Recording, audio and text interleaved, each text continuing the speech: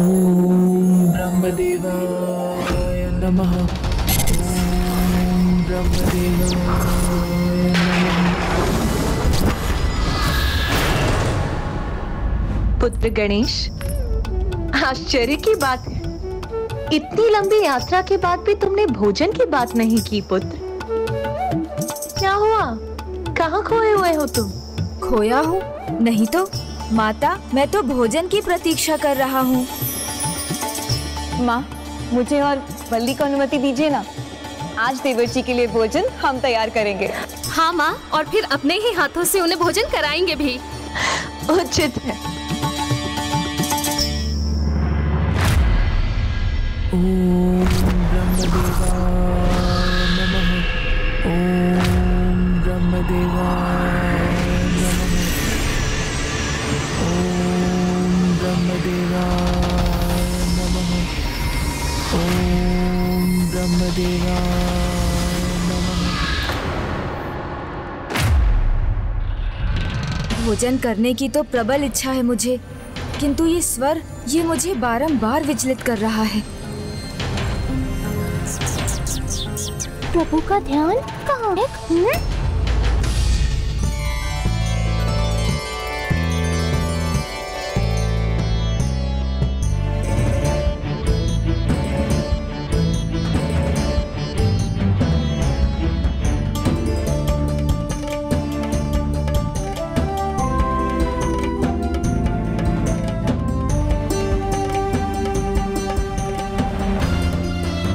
देवर जी संकोच मत कीजिए, निश्चिंत होकर भोजन कीजिए। ये लीजिए एक और। देवर जी, आपके प्रिय मोदक भी बनाए हैं, खाइए ना। लीजिए लीजिए लीजिए।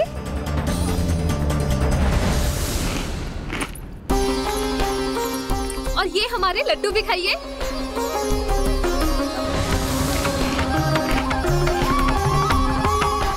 माँ देखिए ना, सभी का दुलारा तो अनुज गणेश ही बना हुआ है। मुझे तो जैसे सब भूल ही गए। भूले हुए तो आप थे स्वामी, हम दोनों को। देवर जी ने ही तो आपको हमारा स्मरण कराया था, इसीलिए अधिक दुलार के अधिकारी है। ओम ब्रह्मदेवाय नमः। ओम ब्रह्मदेवाय नमः। ओम ब्रह्मदेवाय नमः। ओम ब्रह्मदेवाय नमः। ओम ब्रह्मदेवाय नमः। ओम ब्रह्मदेवाय। आहा, आनंद आ गया। देवर जी, आपको भी भोजन में आनंद आया ना? भाभी माँ, भोजन स्वादिष्ट तो था, किंतु क्या देवर जी? देवर जी बताइए ना। किंतु भाभी माँ, मैं इस बात से अत्यंत आश्चर्यचकित हूँ कि मुझे आप दोनों के हाथ से भोजन करके भी उतना ही आनंद आया जितना माता के हाथों से भोजन करके आता है। माँ, हम अभी आते हैं।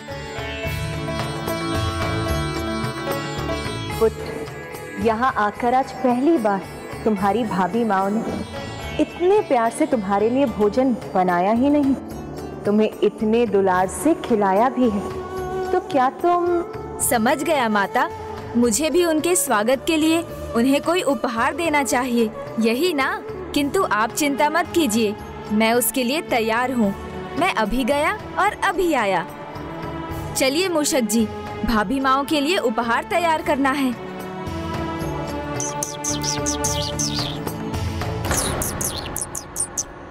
यहाँ सुख के इन क्षणों में मैं अपनी शंकाओं से मुक्त नहीं। प्रभु, क्या हुआ? आप किसी बात को लेकर चिंतित है क्या? नहीं मूषक जी, कुछ नहीं। चलिए उपवन चलते हैं। जी प्रभु।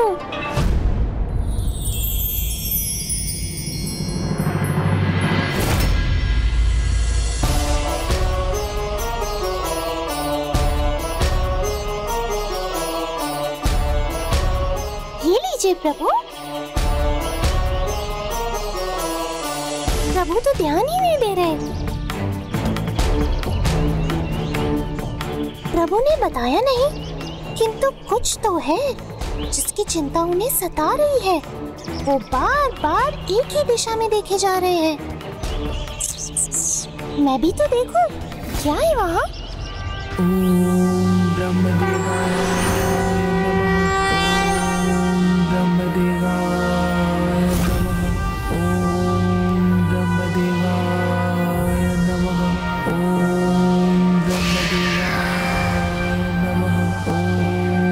ब्रह्मदेवाय। हो गया, हमारा कार्य संपन्न हुआ। अद्भुत प्रभु, भाभी माँ को आपका ये उपहार बहुत भाएगा। उचित है, फिर चलिए उन्हें भी यहीं ले आते हैं। ओम ब्रह्मदेवाय नमः। क्या हुआ प्रभु, जो आप इतनी देर से चिंतित दिखाई दे रहे हैं?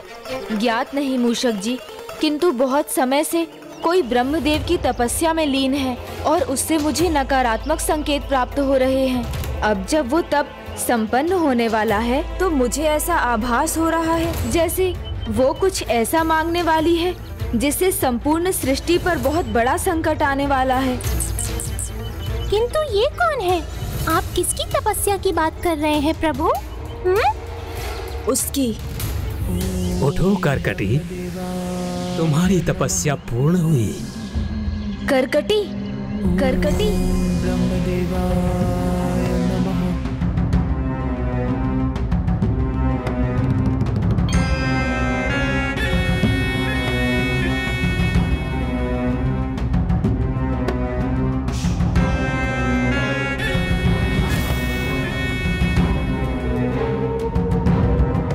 क्या इच्छा है तुम्हारी? क्या वरदान चाहती हो करकटी? मैं सहस्त्रों वर्षों से भूखी हूँ। अब मुझे इस भूख को मिटाना है, इसलिए इतना कठोर तप किया मैंने। किंतु मेरी भूख को मिटाने का क्या उपाय है?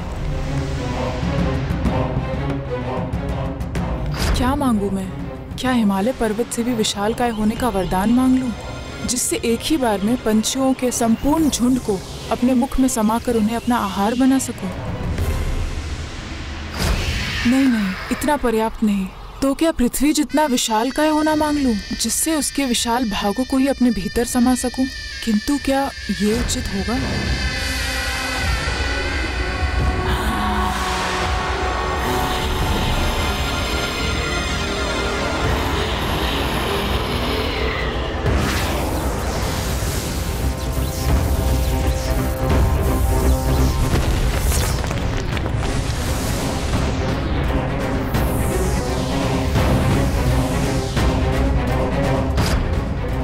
नहीं, इस छोटी सी पृथ्वी से मेरा क्या होगा? मुझे तो और चाहिए, सभी ग्रह चाहिए। तो क्या इस ब्रह्मांड में सभी ग्रहों से अधिक विशाल आकार मांग लूं, जिससे उन्हें ही खा खा कर अपनी भूख मिटाऊं?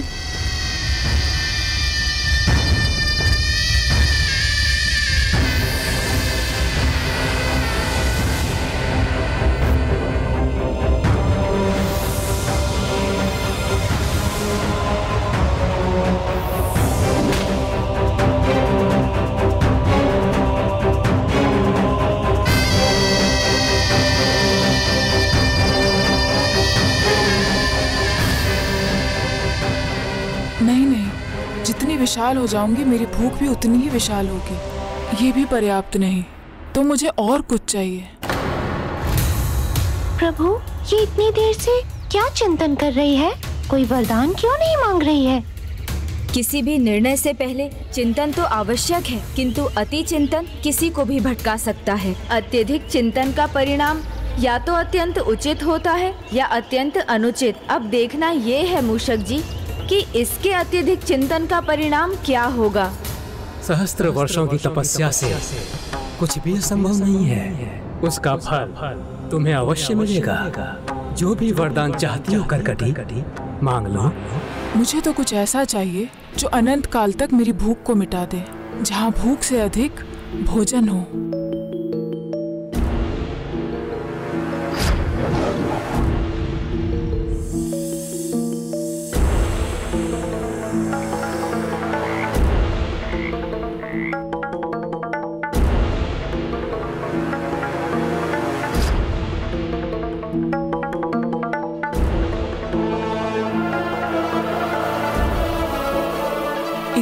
छोटी सी चींटी के लिए तो इतना ही भोजन बहुत अधिक है, तो मैं क्यों ना ब्रह्मदेव से मुझे चींटी से भी छोटा बनाने का वरदान मांग लूं।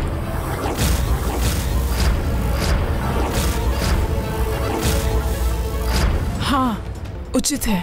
यदि तुम्हें ज्ञात हो गया है कि तुम्हें क्या चाहिए, तो मांग लो जो तुम्हें मांगना है।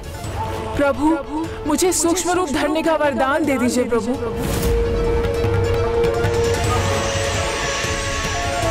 सूक्ष्म? कितनी मूर्खता है ये। आप व्यर्थ चिंतित थे प्रभु। इतना चिंतन करने पर भी बस यही वरदान मान सकी ये मूर्ख। नहीं मूषक जी, ये मूर्ख नहीं, इसने सबसे सूक्ष्म होने का वरदान मांगकर एक प्रकार से सबसे विशाल होने का वरदान मांगा है प्रभु ब्रह्मदेव से। तुम सूक्ष्म रूप चाहती हो कर्कटी, किंतु क्यों? प्रभु, मेरे इस विशाल का आकार में यदि मैं पंछियों के अनेकों झुंड का भी आहार कर लूं, तो भी मेरी भूख कभी शांत नहीं होती। किंतु मेरे सूक्ष्म होने पर मेरे लिए थोड़ा भी बहुत होगा। आकार छोटा हो तो कम भोजन ही पर्याप्त है, किंतु जब उसी प्राणी में लोभ का भाव जाग जाए तो पर्याप्त भी उसके लिए अपर्याप्त हो जाता है। फिर वो अपनी भूख के लिए नहीं, अपने निजी आनंद के लिए खाता है और किसी को कष्ट देने में भी संकोच नहीं करता। प्रभु, मेरे इस विशालकाय तन से जगतवासियों को भी भोजन की हानि ही होती है। कोई वस्तु हो, पशु हो या मनुष्य, मेरे चरणों तले व्यर्थ में मसले ही तो जाते हैं।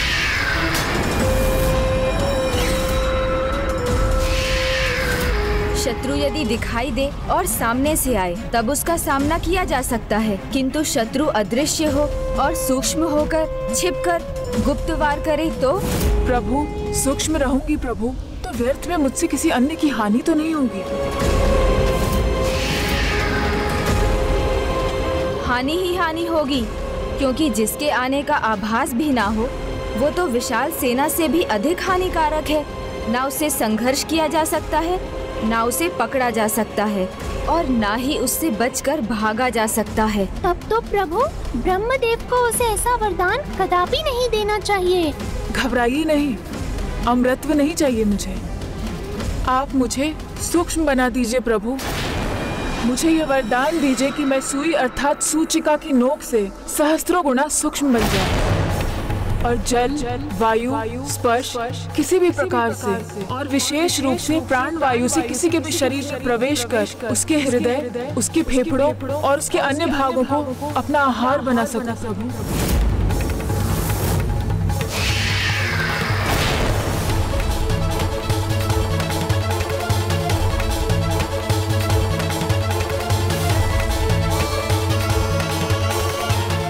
तथास्तु।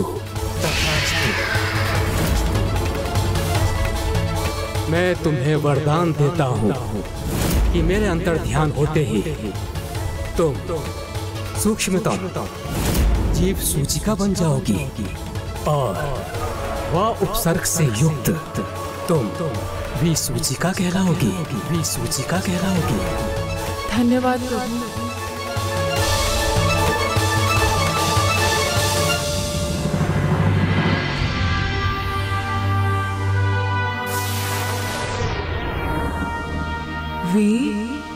सूचिका। ब्रह्मदेव अंततः मेरे छलावे में आ ही गए। अब कोई नहीं बचेगा मुझसे। सूचिका हूँ मैं। अब मेरे पास इतना भोजन होगा कि मेरे लिए ही नहीं अपितु मेरी अनंत संतानों के लिए भी कम नहीं पड़ेगा।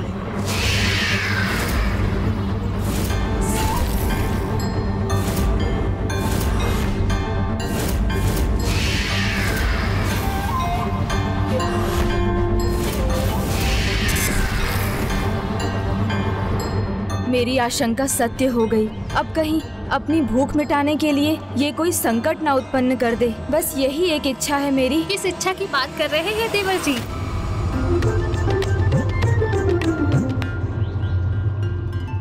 भाभी माँ, आप दोनों यहाँ? हाँ, माँ ने कहा कि आपके प्रिय देवर जी आपके लिए कोई उपहार बना रहे हैं। तो हम कैसे रुक पाते? चले आए यहाँ आपको ढूंढते ढूंढते।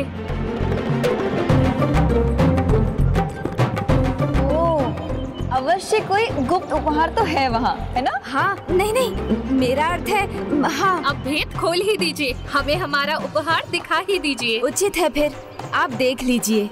ये है उपहार, आशा है आपको भी अच्छा लगेगा।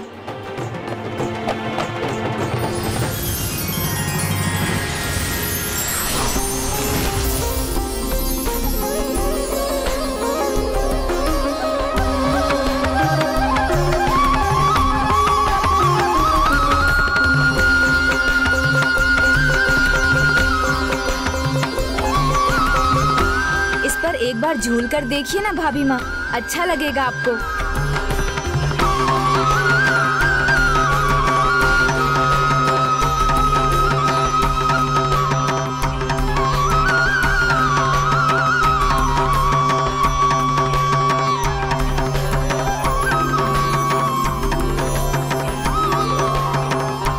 अब बताइए, आप मेरे उपहार से प्रसन्न है ना भाभी माँ? आपने जिस प्रकार इसे इतने सुंदर पुष्पों से सज्जित किया है, वो मुझे अधिक भाया है। तो मैं इस झूले को प्रतिदिन इसी प्रकार सज्जित करता रहूंगा। कैलाश में तो अनेक सुंदर पुष्प हैं।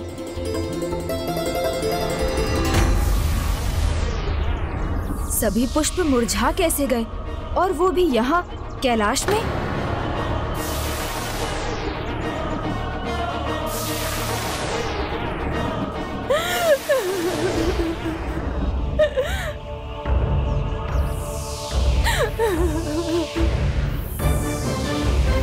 ये क्या? ये तो जैसे सृष्टि ही मुरझा गई है।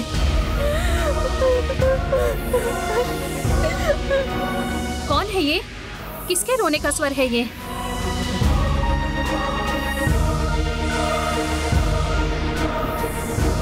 ये सृष्टि इतनी दुखी क्यों दिखाई दे रही है? समझ गया किसका क्रंदन है ये। भूमि माता।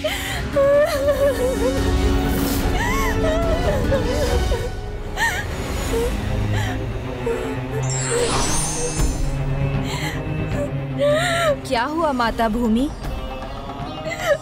क्या कारण है आपके संकट का? माता बताइए ना मुझे, आप पर छाए इस संकट का क्या कारण है? विसूचिका।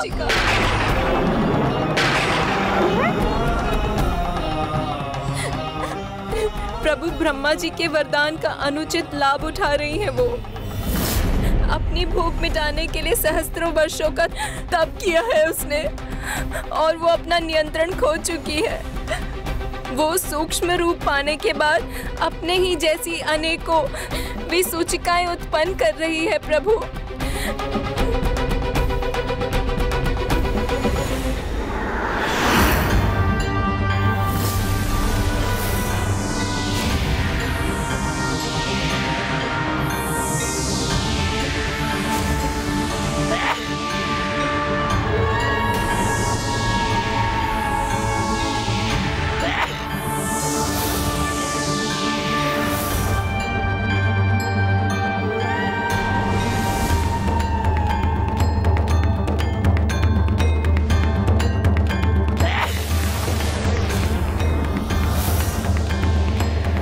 इतनी छोटी सी, अब ना कोई मुझे देख सकेगा, ना मेरा कोई अहित ही कर पाएगा।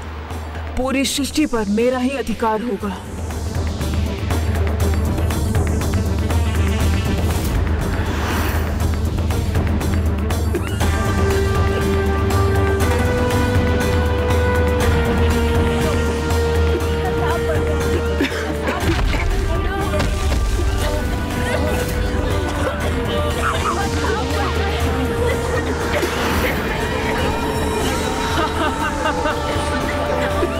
आहार ही आहार, मुझे और आहार चाहिए।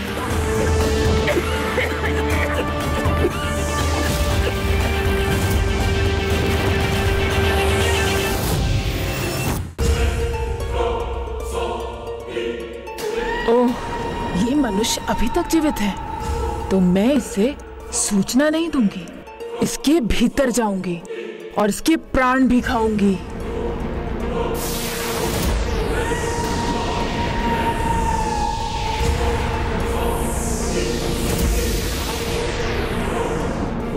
प्रभु, मेले और मंडी ही नहीं, उस हर स्थान तक पहुंची है जहां पर मनुष्य एकत्रित होते हैं।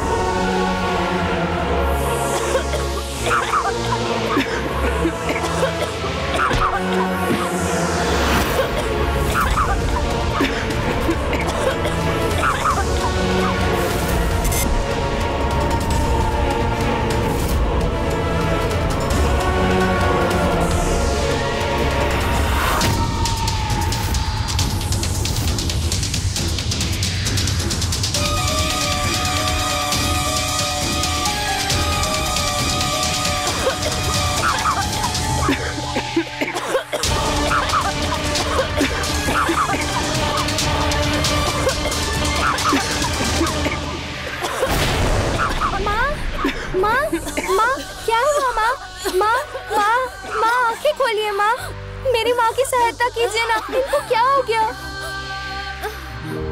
कोई तो मेरी सहायता कीजिए, मेरी माँ की। माँ उठिए ना माँ, क्या हुआ आपको? आंखें खोलिए माँ, माँ। प्रभु, यदि ये विसूचिका यहाँ इसी प्रकार फैलती रही तो बिना किसी युद्ध के, बिना किसी दिव्य अस्त्र के प्रभाव के, बिना किसी प्रलयंकारी दुर्घटना के संपूर्ण संसार ही नष्ट हो जाएगा। प्रभु, हे प्रभु गणेश जी, रक्षा कीजिए।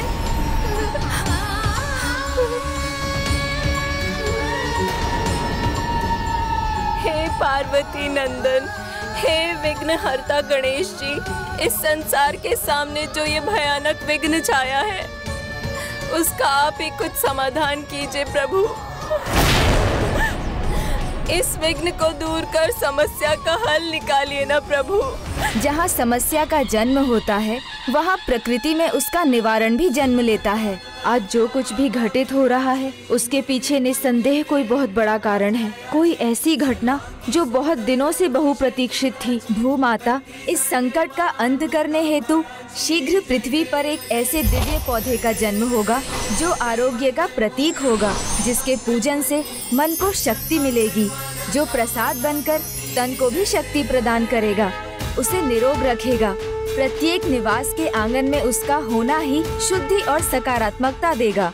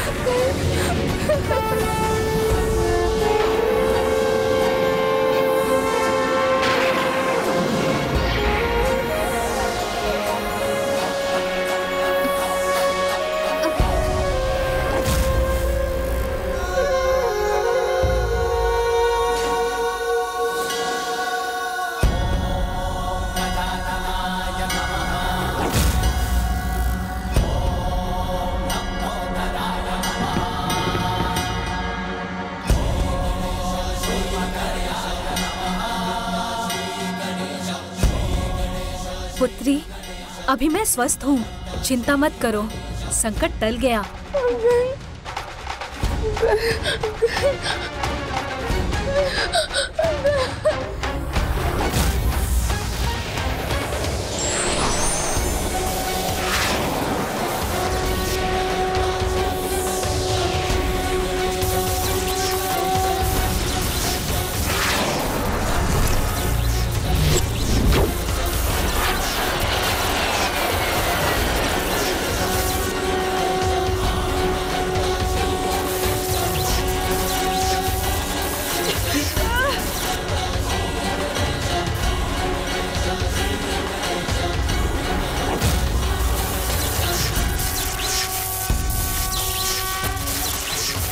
विसूचिका का अंत क्या संभव है? विसूचिका, अब अपना अंत स्वीकार करने के लिए तैयार हो जाओ।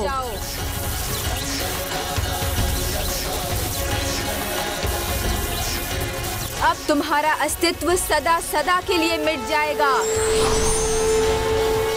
रुक जाइए विघ्नहर्ता गणेश। प्रणाम प्रभु। आप उसका अंत नहीं कर सकते विघ्नहर्ता गणेश। अपने लालच को बढ़ने देकर अपनी भूख पर नियंत्रण ना कर उसने आपके वरदान का अनुचित लाभ उठाया है। मानव जाति को, जगत को बड़ा भयंकर त्रास दिया है, उसे नष्ट करने पर तुली हुई है। इसलिए इसका दंड तो उसे मिलना ही चाहिए और इसका एकमात्र दंड है उसका अंत। वो दंड की भागी अवश्य है पार्वती नंदन, किंतु उसका अंत नहीं किया जा सकता।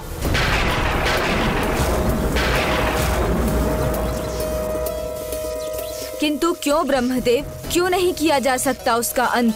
क्योंकि विसूचिका स्वयं प्रभु नारायण की शक्ति है। प्रभु नारायण की एक शक्ति योग माया है और उनकी अन्य शक्ति योग माया के अधीन है।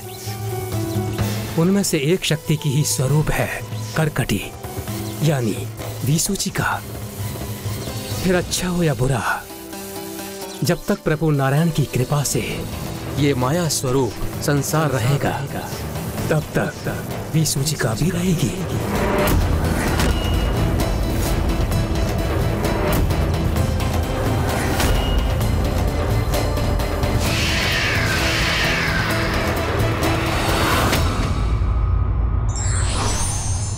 लोभी व्यक्ति की आकांक्षाएं कभी पूर्ण नहीं होती और यही लोभ उसके पतन का कारण बनता है। For more updates, subscribe to our channel, click the show links and enjoy watching the videos.